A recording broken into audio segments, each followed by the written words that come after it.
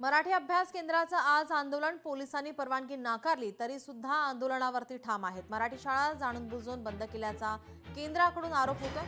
मुंबई महानगरपालिका मुख्यालयापर्यंत मोर्चाचं आयोजन करण्यात आलंय।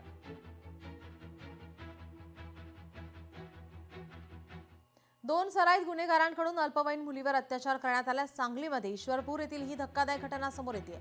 मुलीचं अपहरण करून शेतात तिच्यावर अत्याचार करण्यात आले। मुलीचे कपडे घेऊन पलायन केल्याने मुलीची विवस्त्र शहरापर्यंत पायपीट दोन्ही आरोपींना अटक करण्यात आली आहे।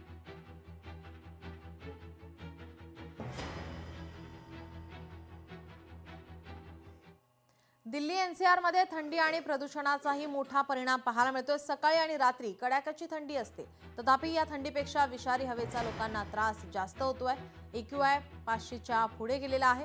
बुधवारी रात्री 11:30च्या दरम्यान तो 567 वर नोंदवला गेलाय।